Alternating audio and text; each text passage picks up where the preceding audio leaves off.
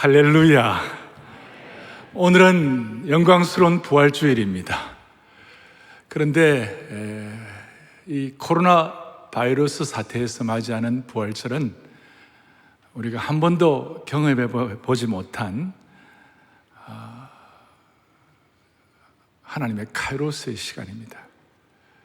제가 기도하옵기는 죄악을 이기도록 우리에게 은혜 주신 십자가의 능력으로 부활하신 그 주님의 보혈의 능력이 여러분들의 머리끝부터 발끝까지 덮어주시길 바랍니다. 그 다음 또 부활하신 주님은 죽음을 이기신 하나님이십니다. 죽음을 이기셨기 때문에 그 죽음을 이기신 부활의 능력이 우리 온 교우들 가정가정마다 주님이 주인 되어 주시고 또 우리 온 성도들의 삶에 우리 공동체의 머리 되어 주신 주님이심을 믿고 찬양하는 시간이 되기를 원하는 것입니다. 우리 주님께서 오늘 여러분 한 분 한 분에게 주시는 부활하신 주님께서 주시는 세미한 음성이 각자에게 있기를 바랍니다. 오늘 저희 설교의 제목은 코로나 극복 시리즈이자 부활주일 메시지인데 오늘 여러분들에게 8번째로 부활의 영이 내게 임하면이라는 제목인데, 많은 사람들이 예수 믿는다고 하면서도 예수님이 정말 부활하셨는가, 예수님이 정말 사흘 만에 살아나셨는가 하는 이 문제를 가지고 평생 씨름하다가 그저 어정쩡하게 무덤으로 가는 사람들이 있습니다. 교회를 다니지만 이 문제에 대해서 평생 그렇다고 큰 의심도 아니고 그렇다고 큰 확신도 없이 회색 지대에 그레이 존, 회색 지대에 머물다가 그냥 부름받는 사람들도 있습니다. 지난 2000년 교회 역사 가운데 우리 이 부활의 사실에 대해서는 역사적으로 2000년 교회사가 딱 3가지 일단 정리가, 첫째는 뭐냐? 부활은 역사적 사실이다. 그 팩트다. 역사적 사실이다. 성경을 통하여 우리도 확인할 수 있고 교회의 모든 역사를 통해 확인할 수 있고 그 모든 증거들을 통해 확인할 수 있고 부활의 역사적 사실이다. 두 번째로 그 역사적 사실을 믿으면 마음속에 기쁨이 있다. 그리고 그 기쁨은 세상이 주는 기쁨이 아니기 때문에 그 기쁨을 갖는 사람들은 이 기쁨을 다른 사람들에게 선포하는 부활의 증인이 되는 것이에요. 그 3가지, 역사, 기쁨, 증인, 증거하는 것, 이 3가지가 이제 교회 역사에 그대로 쭉 다 드러나는데, 이 내용들을 제가 오늘 이제 증인이 되는데 그냥 어정쩡하게 아니라 두려움 없이, 죽음에 대한 두려움 없이 확실하게 이렇게 증인이 되는데, 이 내용들을 오늘 우리 자녀들과 함께 온라인으로 우리 수많은 성도들이 같이 예배를 지금 드리고 있기 때문에 오늘은 조금 부활에 대해서 좀 총정리를 좀 해야 될 것 같아요. 여러분 어떠세요? 그래서 여러분들에게 다 설교 노트를 다 나눠드렸고 설교 노트를 다 참고해 보셔서 거기에 보면 예수 믿는다고 하면서도 회색 지대에 머무는 분들, 그런 분들을 우리가 분명한 부활의 증거를 좀 정리하겠어요. 그래서 부활의 증거가 뭔가? 부활의 증거가 뭐냐? 예수님이 부활하셨다는 사실은 지난 2000년 교회 역사의 수많은 증거가, 첫 번째는 빈 무덤이에요. 빈 무덤. 모든 세계 종교의 창시자들은 무덤을 화려하게 만들어가지고 무덤에 묻힌 종교 창시자들에게 참배를 하고요. 참배를. 산동성에 가면 그 공자의 무덤을 가보면요, 엄청납니다. 무슨 왕궁 같아요. 굉장합니다. 국부에 있어요.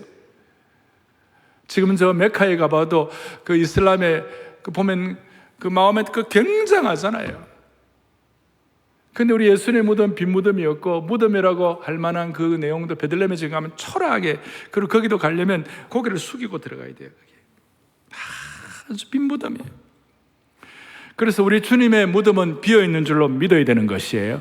거기에 대해서 과학적으로 여러 가지 내용들 가운데 수인은 흥크러지지 않았다, 이런 것들이 많이 있어요. 빈 무덤에 대해서. 이 빈 무덤에 대해서 모든 시대를 통틀어 가장 뛰어난 법의학자 중에 한 명인 런던 대학교 학장이자 하버드 종신교수였던 놀만 앤더슨 경이 뭐라고 얘기하는가? 같이 보죠. 빈 무덤은 부활을 논박하는 모든 이론을 단숨에 파괴해버리는 단단한 바위와 같다. 단단한 바위와 같다.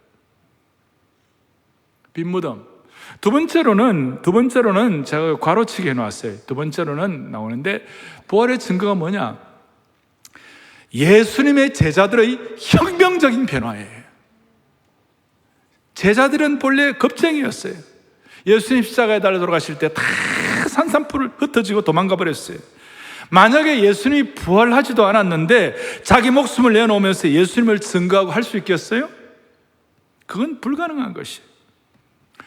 여러분, 참고로 12명의 제자들 중에 사도 요한을 제외하고 나머지 11 제자들이 다 순교했어요. 부활이 사실이 아니었다면 어떻게 순교하겠어요?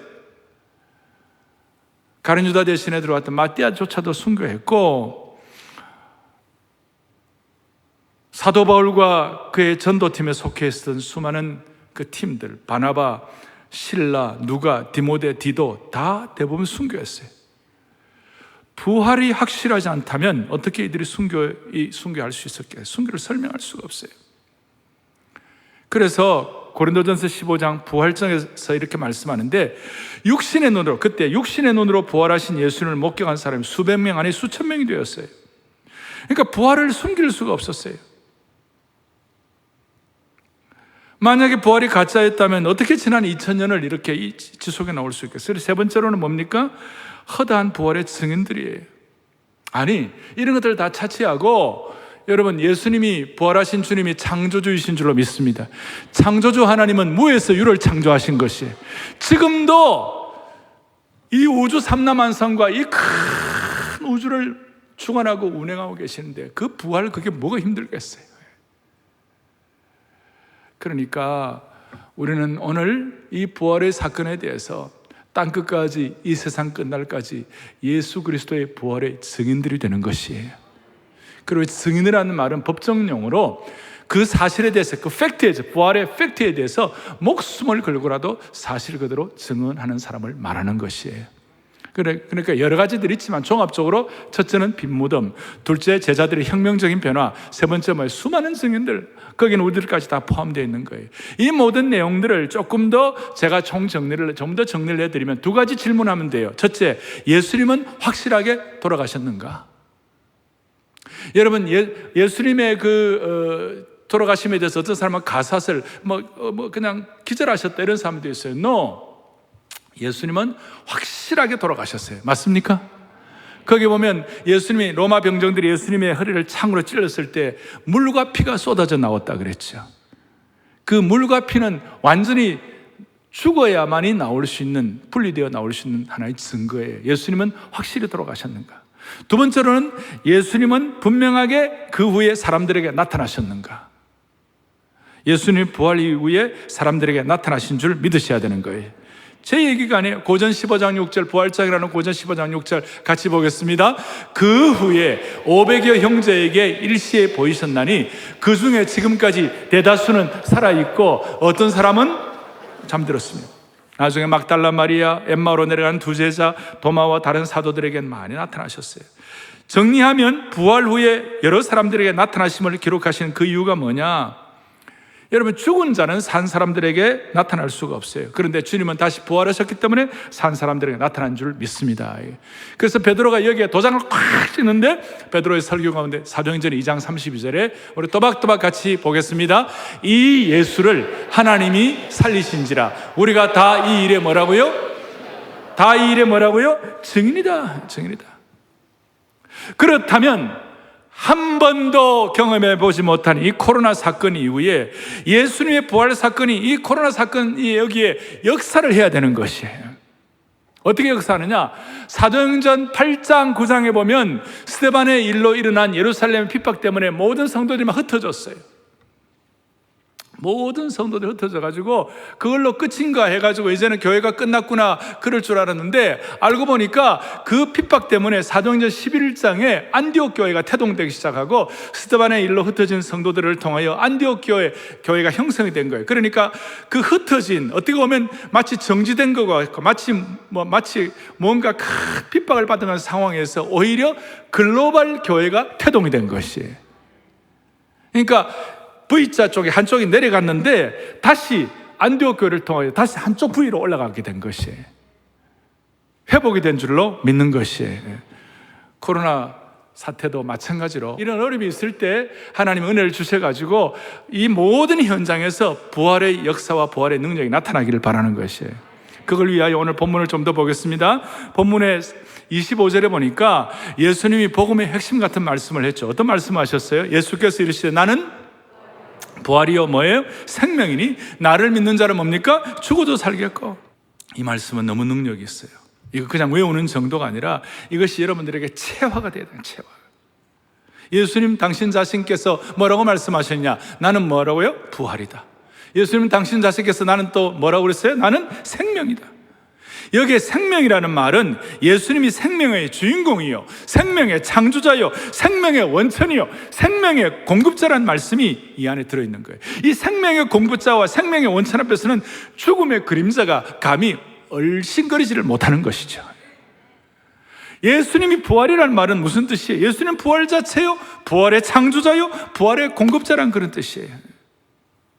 그래서 이 말씀을 제대로 깨달은 바울이 뭐라고 얘기하느냐? 로마서 8장 11절에 놀라운 말씀하는 거예요. 같이 보겠습니다.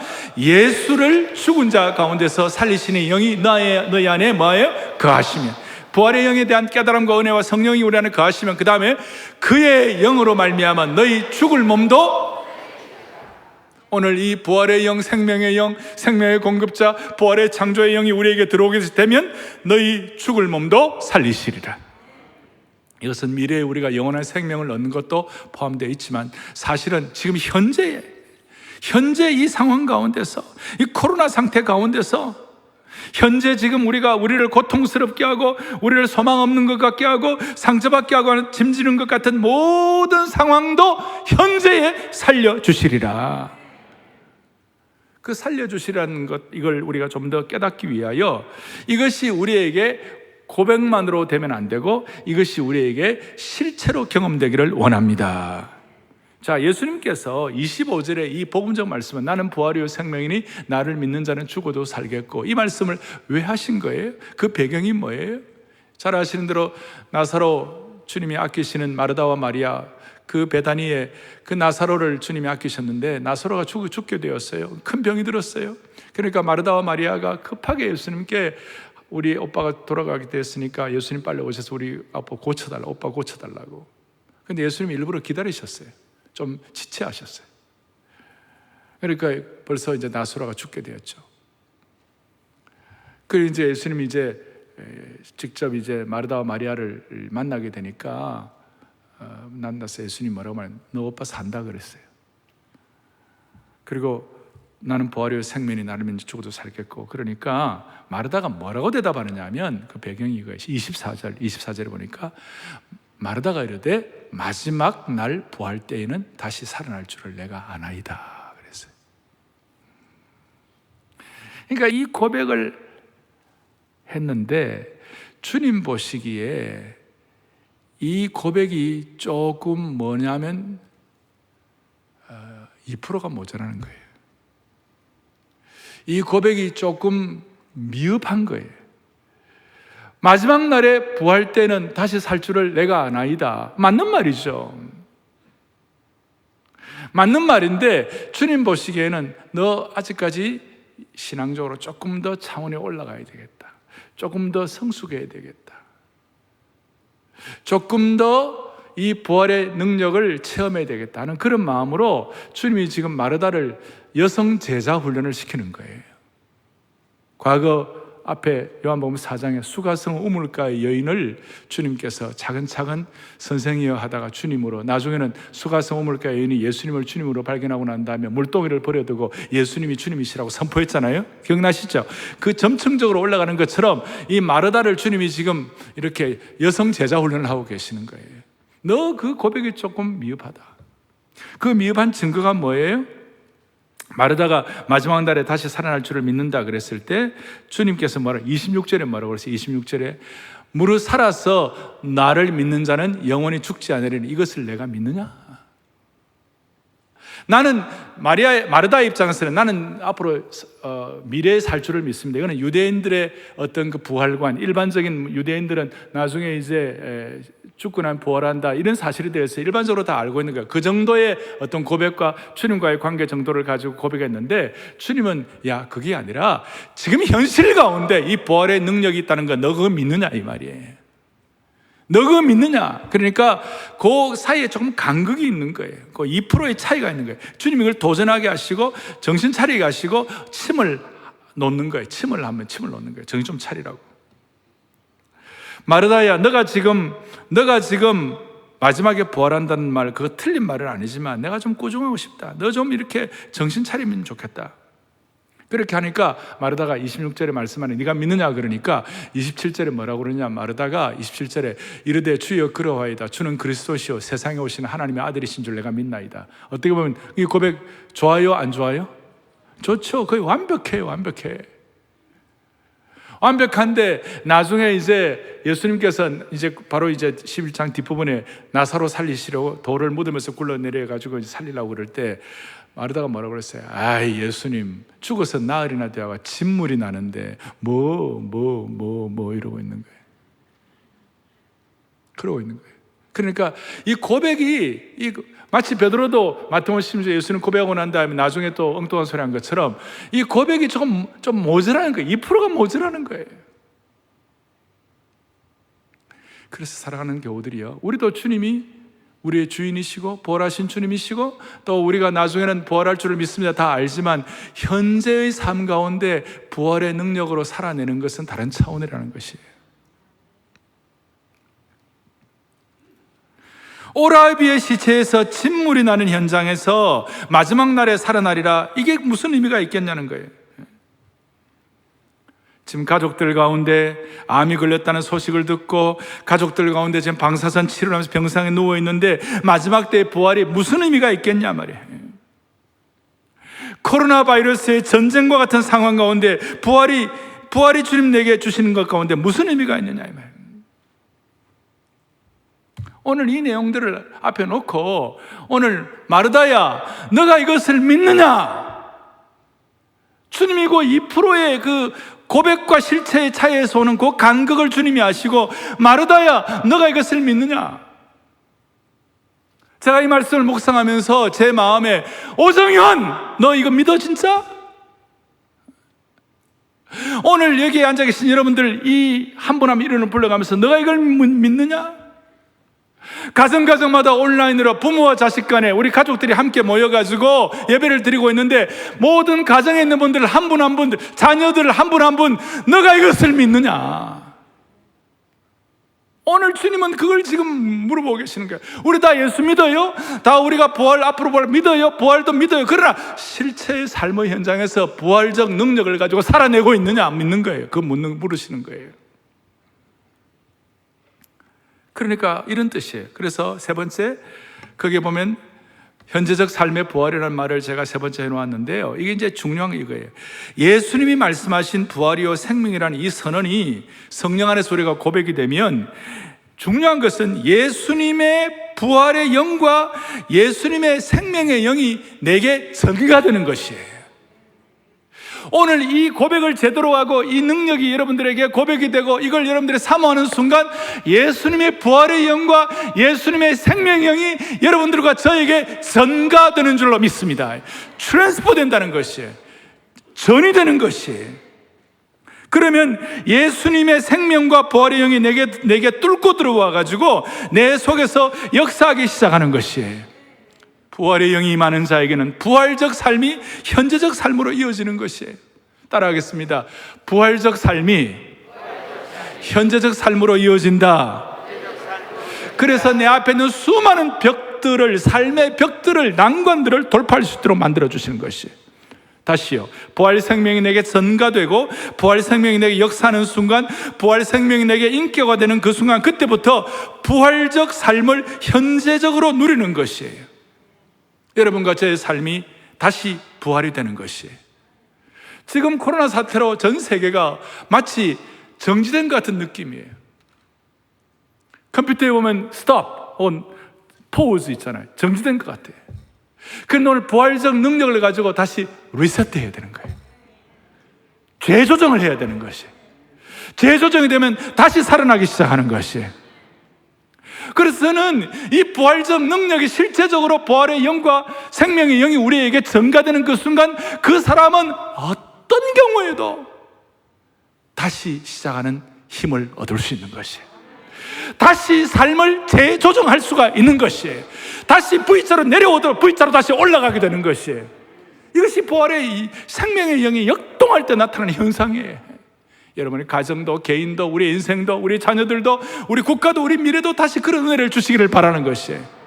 여러분 주위 한번 보세요. 우리 주위 한번 보시라고.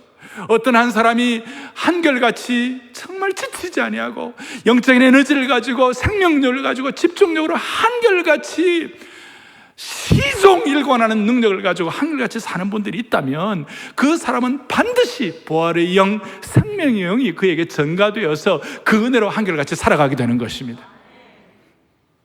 그런 분들에게 당신은 어떻게 그렇게 영적 에너지와 능력을 가지고 한결같이 지치지 않고 살아가는가? 그 이유가 무엇인가? 물어볼 때 이 부활의 영과 생명의 영이 전가된 것이, 오늘 저와 여러분이 그렇게 되기를 바랍니다. 저에게 누가 목사님은 어떻게 그렇게 지치지 않냐고 한결같이 상록수 신앙을 가지고 날마다 프레시한 아이디어로 그렇게 할 수가 있겠습니까? 라고 물어보는 은혜가 있으면 좋겠어요. 자, 우리 주위에 저 사람은 정말 영적으로 지치지 않냐고. 물론 우리가 인간이니까 육신적으로는 좀 지칠 수도 있고 감정적으로 좀 다운될 수는 있지만, 그러나 큰 그림으로 봐서는 결코 지치지 않는 상록수 신앙이 누구냐 물어봤을 때 오늘 여러분들이 되기를 바랍니다. 오늘 우리 온 성도들이 되기를 바랍니다. 그래서 여러분, 부활신앙은 미래에 있을 부활 사건을 현재의 삶에 침투시킴으로 현재를 부활의 능력으로 살아가게 만들어주시는 것이죠. 창세기 5장에 보면, 창세기 5장은 죽음의 장이에요. 아담의 자손들이 특별히 10명이 대표적으로 나오는데 다 죽었더라. 뭐 900살을 살아도 죽었더라. 무드셀라도 죽었더라. 다 그렇게 나오는데, 여러분 오늘 로마서에 있는 말씀대로 그의 영으로 말미암아 우리 죽을 몸도 어떻게 한다고요? 살리시리라. 그래서 바울은 이걸 깨닫고, 우리 하나님은 죽은 자를 살리시며 없는 것을 있게 하시는 하나님이시니라. 현재를 부활의 능력으로 살아가게 하는 것이, 부활의 능력으로 현재의 삶에 현재적으로 살아갈 때 고백이 뭐냐? 고전 15장 57절, 바울의 고백이자 삶의 간증이에요. 체험된 삶의 간증이에요. 고전 15장 57절 같이 보죠. 우리 주 예수 그리스도로 말미암아 우리에게 승리를 주시는 하나님께 감사하노니. 고전 15장은, 고린도전서 15장은 부활장이에요. 뭐 여러 내용들이 나오는데, 거기 이제 57절, 58절 들어가면서 우리에게 전에 개혁판에는 이김을 주시는 하나님께 감사하노니, 지금 우리 개혁 개정판은 승리를 주시는 하나님께 감사하노니.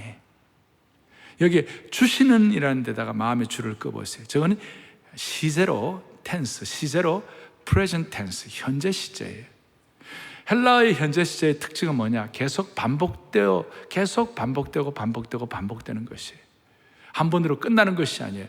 매일매일 날마다 우리 짐을 져주시고 날마다 승리를 주시는 하나님이시다, 그 뜻이에요. 날마다. 미래에만 승리를 주시는 것이 아니라, 미래에만 영원한 생명에 들어가게 하시는 것이 아니라, 지금 현재에도 죄로 인한 고통과 죄로 인해 초래되는 모든 어려움과 아픔으로부터 그걸 현재에도 극복하게 만들어 주시는 것이에요. 그래서 제가 이걸 부활이 현재적, 부활의 생명의 영이 우리에게 임했을 때, 현재적으로 임했을 때 나타난 질서가 바뀌는데, 무슨 세상의 질서에서 하늘의 질서로, 죽음의 질서에서 부활의 질서로, 죽음의 질서에서 생명의 질서로. 그 제가 써놨죠, 거기다. 세상의 질서, 육신의 질서, 죽음의 질서에서 하늘의 질서, 생명의 질서, 부활의 질서로 우리의 생애를 바꾸어 주시는 것이다. 부활신앙은 그리스도의 삶을 세상의 질서, 죽음의 질서에서 하늘의 질서, 부활의 질서로 바꾸어 주실 줄로 확신합니다.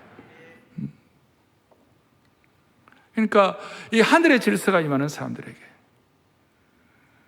예를 들어서 우리 가운데 가정이 깨어지고 부부관계가 어려운 사람들, 세상의 질서는 죄의 질서고 죄로 인한 어떤 아픔이기 때문에 서로를 비난하고 막 처음부터 그런 거 아니야. 아담과 하와가 비난하듯이 부부가 깨어질 때는 막 서로 비난하고 그렇게 하잖아요.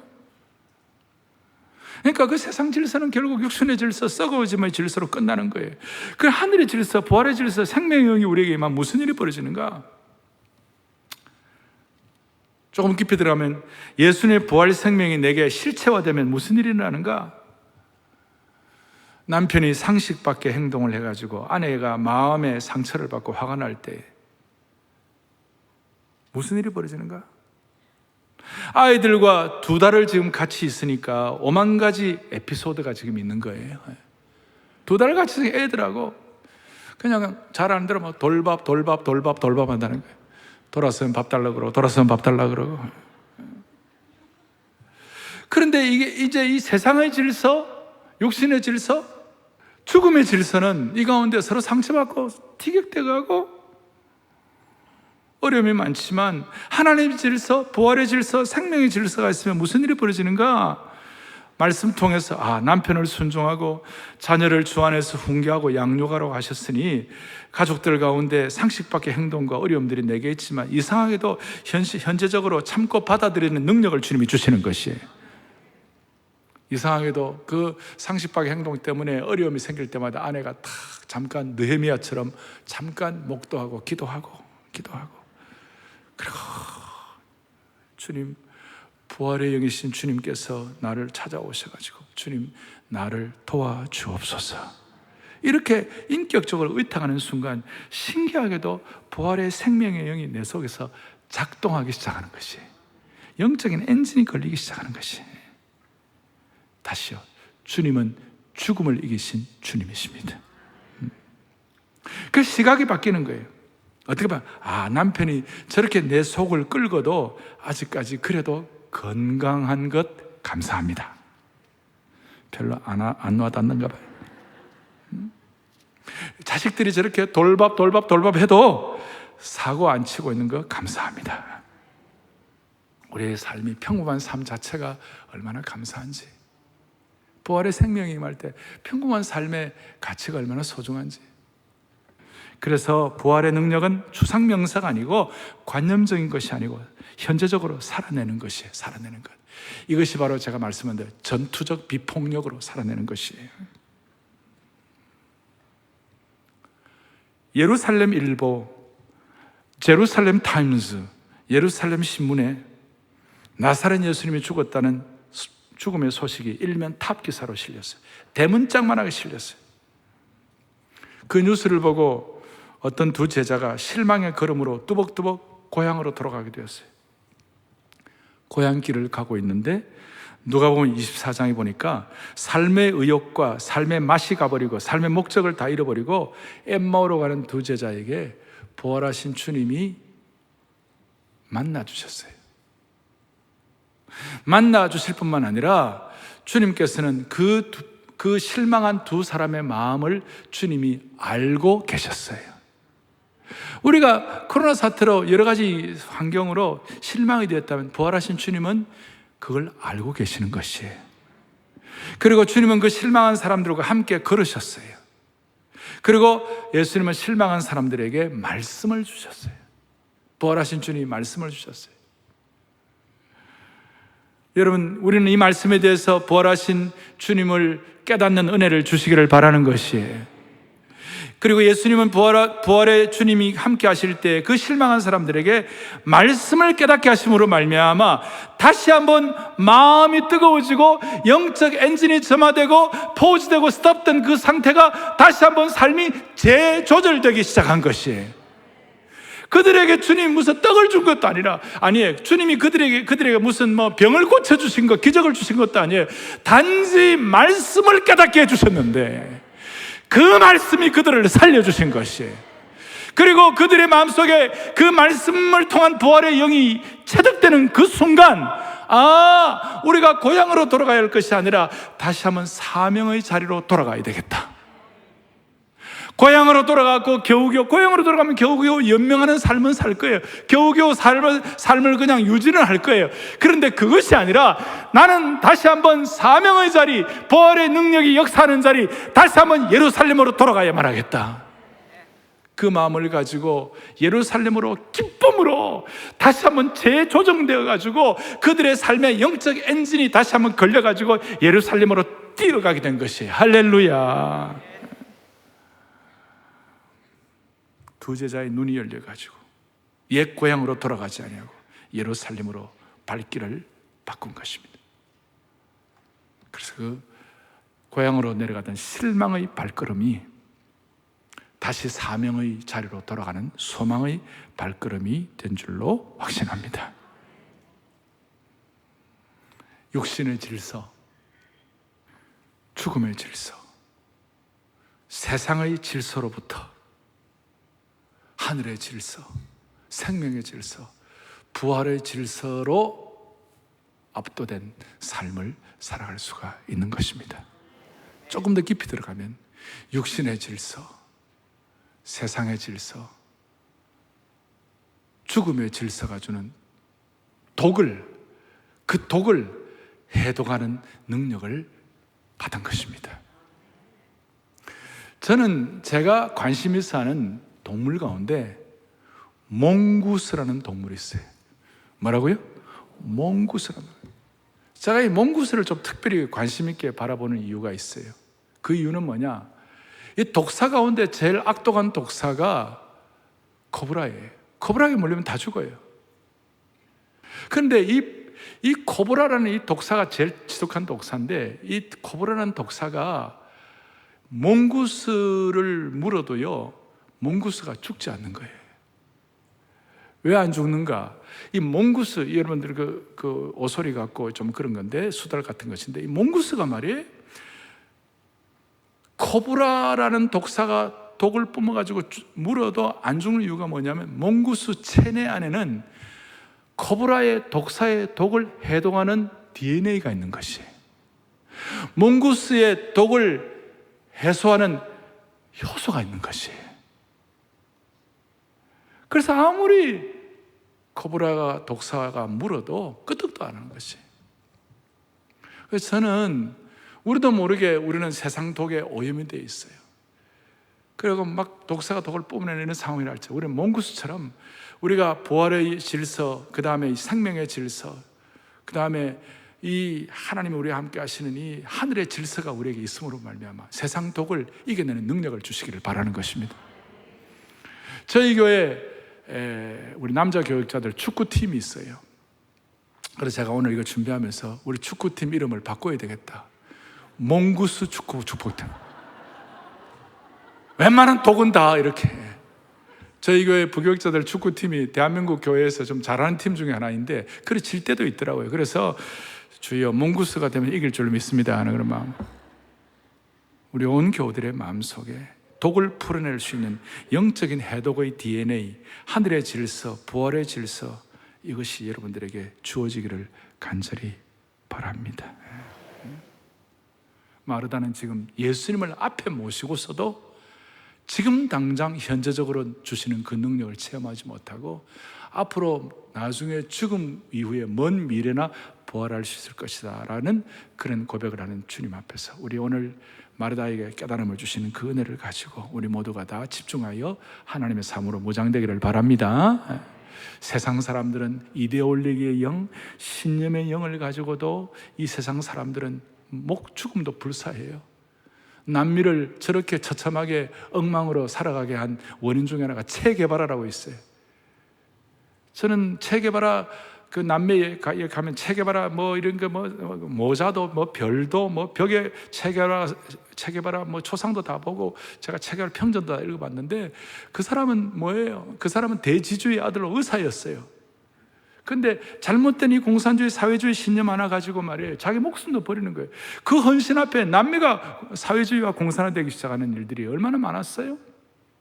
잘못된 것이죠. 그러나 그 신념 하나가 그 신념의 질서를 만드는 것이에요.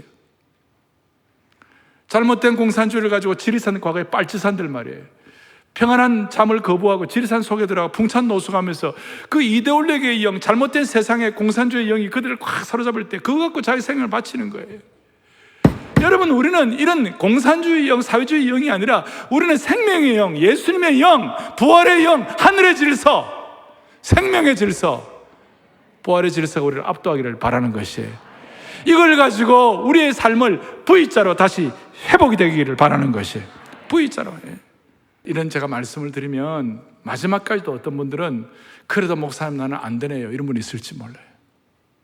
그래도 안 되는 분들에게 결론, 그래도 안 되면 부활하신 예수님의 능력을 힘입어 매 순간 하나님을 아버지라고 불러보라. 오늘 주님께서 요한복음 11장 뒤에 나사로를 살리실 때 주님께서 뭐라고 그러셨어요? 11장 41절에 이렇게 나와 있어요. 돌을 옮겨 놓으니 예수께서 눈을 들어 하늘을 우러러 보시고 이러시되 뭐라고 그랬어요? 아버지요, Father.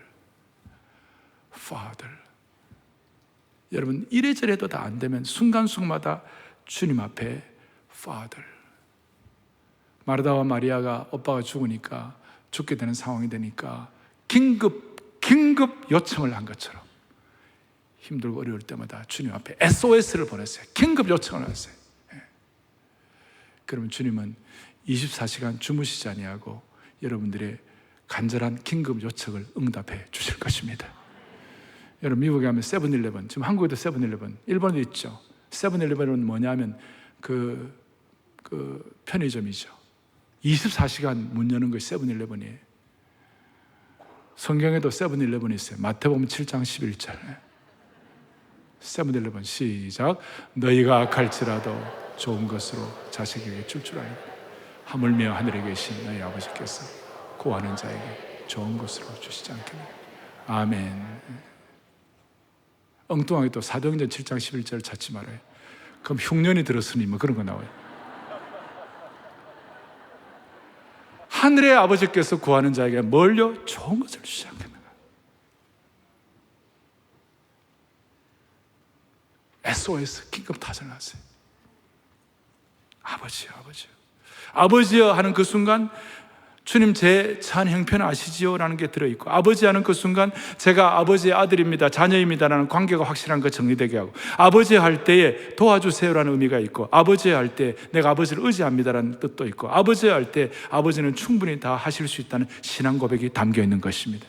그리고 아버지 할 때 주님 감사합니다, 고맙습니다라는 상태. 그 코로나 바이러스 사태 필요한 때마다 아버지요.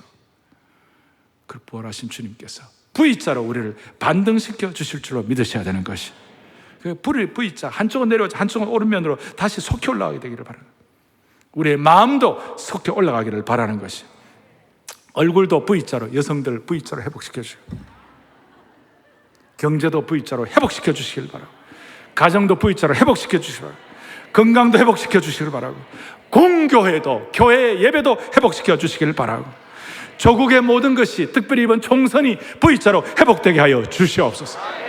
이번 총선에 주님 V자로 회복되게 하여 주시옵소서. 그래서 부활의 영이 임할 때마다 부활 불패의 기백과 부활 필승의 확신을 가지고, 부활의 영을 가지고 이 SOS 기도의 호흡을 끊이지 아니하고 집중할 때 하나님 베풀 만한 자비를 베풀어 주실 것입니다. 사랑하는 형제자매 여러분, 우리는 죽은 하나님이 아니라 부활하신 하나님을 믿는 사람들입니다. 여기 보니까 아수르의 18만 5천 명의 대군이 쳐들어왔을 때 천사 하나가 18만 5천 명의 대군을 다 무찔렀어요.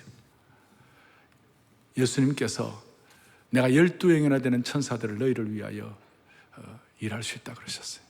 7만 2천의 천사라면 천사 하나가 18만 5천 명이면 7만 2천 명이면 제가 계산을 했어요. 133억이 넘어요. 하나님께서 이번 총선, 여러분들의 생애, 여러분들의 가정에 하늘의 천사를 보내주시기를 바라는 것이, 133억이면 인류의 거의 2배를 하나님이 장악하고 계시는 것이, 이번 모든 우리 민족의 역사의 장르를 주님이 장악하여 주시옵소서. 다 손을 펼치겠어요. 나의 주 나의 주, 죽음에서 다시 살아나신 주, 다 아시는 1절을 한번 같이 하고 기도하겠습니다. 나의 주 나의 주, 죽음에서 부활하신 나의 주, 모두 절하고 모두 절하 모두 외치세 모두 외 예수는 나의 주 예수는 나의 우리 주 우리 모두의 주님 우리 주 가정가정마다 우리 주 죽음에서 부활하신 죽음에서 부활하신 우리 주 모두 절하고 모두 절하 모두 외치세 모두 외치 예수는 우리 주 예수는 우리 주 가슴에 손을 얹겠습니다. 제가 지금 시간 때문에 합심한 기도 시간은 오늘 예배 마치고 합심해서 기도할 것이고 여러분들 마음을 대표해서 기도할 때 부활의 질서, 하늘의 질서, 생명의 질서로 우리가 압도되기를 바랍니다. 우리 대한민국 이번 총선 유권자가 4,300만 명인데 그리스도인들이 정신 바짝 차려가지고 이 나라를 살릴 수 있기를 바랍니다. 이 나라가 백척간도에 서 있는 것입니다. 어린아이부터 어른까지 부활과 생명의 영이 임함으로 말미암아 다시 한번 우리 모두가 다 사명의 장소인 예루살렘으로 돌아가는 축복을 허락해 주시기를 바랍니다. 우리가 올바른 선택을 해야 됩니다. 죽음을 이기신 주님이신 줄로 믿고 주님 앞에 나가야만 할 것입니다. 살아계시고 영원하신 하나님 아버지, 우리 모두 부활의 영, 생명의 영을 모시고 세상의 질서, 죽음의 질서를 하늘의 질서로 바꾸게 해 주시기를 원합니다. 어떤 악한 독사의 독들도 해독할 수 있는 생명의 치유가 날마다 경험되기를 소망합니다. 우리 민족과 이번 선거를 불쌍히 여겨주셔서 우리가 아버지하고 긴급 요청을 할 때에 이 민족에게 다시 한번 하늘의 질서와 생명의 역사가 회복되게 하여 주옵소서. 개인적으로 참지 못할 상황에서도 부활의 능력으로 말씀대로 순종하여 죽은 자를 살리시고 없는 것을 있게 하시는 하나님 능력을 지금 현재 체험하게 하여 주시옵소서. 우리의 생명 되시고 부활하셔서 영원한 소망 되시는 예수 그리스도 이름 받들어 간절히 기도 올리옵나이다. 아멘.